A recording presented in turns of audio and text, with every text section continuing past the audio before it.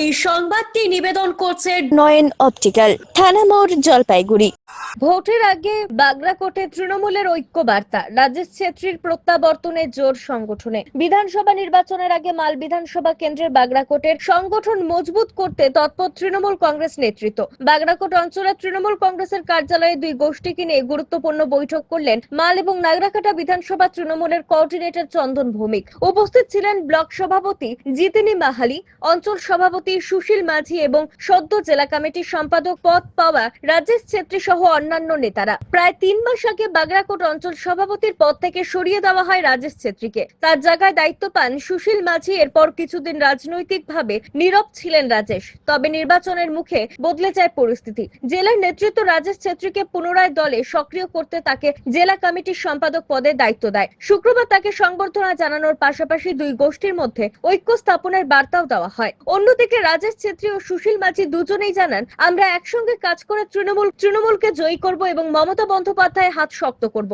রাজনৈতিক মহলের মতে বাগরাকোট অঞ্চলে রাজেশ ছেত্রী সাংগঠনিক দক্ষতা ও ভোট ম্যানেজমেন্ট ক্ষমতা দলকে আগেও সুবিধা দিয়েছে। 2019 সালে লোকসভা নির্বাচনে বিজেপির সঙ্গে ব্যবধান কমানো থেকে শুরু করে 2024 তা আরো কমিয়ে আনার ক্ষেত্রে তার ভূমিকা উল্লেখযোগ্য ছিল। সেই কারণেই ভোটের আগে তাকে ফেরানো এবং গুরুত্বপূর্ণ দায়িত্ব দেওয়া তৃণমূলের কৌশলগত পদক্ষেপ বলে মনে করা হচ্ছে। বিশেষ করে মাল বিধানসভা কেন্দ্রের ফলাফলের উপর বাগরাকোটের প্রভাব যথেষ্ট, যা প্রার্থী বুলু চিকবড়াইকের জয় পরাজয় নির্ধারণের গুরুত্বপূর্ণ হতে পারে। এদিন বৈঠকে কর্মীদের উপস্থিতিতেও ছিল চোখে পড়ার মতো ভিড়, যা সংগঠনের তৎপরতা ইঙ্গিত দিচ্ছে।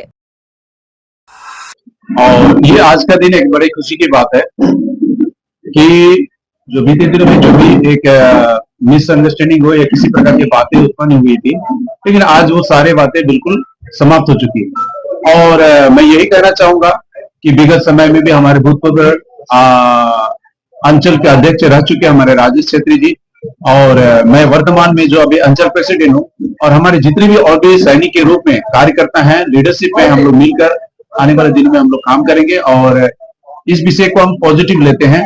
और हम लोग अवश्य ही हमारे बागराकोट ग्राम पंचायत में मिलकर हम लोग एक अच्छा रिजल्ट हम लोग दे पाएंगे। আপনারা সবাই মিলে আজকে আমাকে যে সম্মান দিলেন, এটাতেই আমি খুশি। আর আমার কিছু লাগে না। এই দায়িত্ব মানে আমাকে বড় ছোট বলে কিছু না।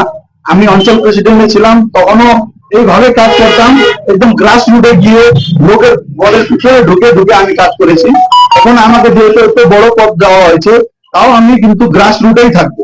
আমি এতটুকুই আজকে বলতে পারি, যেহেতু দল দায়িত্ব দিয়েছে আমাদের সুশীল মাঝিকে অঞ্চল প্রেসিডেন্টের জন্য, সেজন্য যত পারবো অত সহযোগিতা আমি করব। উনি যত আমার অভিজ্ঞতা নিতে পারে, আমার যত এক্সপিরিয়েন্স আছে সব এখানে ঢুকে দিতে পারে। আর আমার যে মানে আমি এখন দলে এক পজিশনে আছি, ওই পজিশনে আমাকে অন্য জায়গায় দল না পাঠায় এখানে ইস্তেমাল করুক, এটাও আমি আগ্রহ করব। আর আগামী দিনে সুশীল দা আমাকে যেখানে যেখানে আমাকে মিটিং এ ডাকবে, আমি ওখানে ওখানে ডাকবো।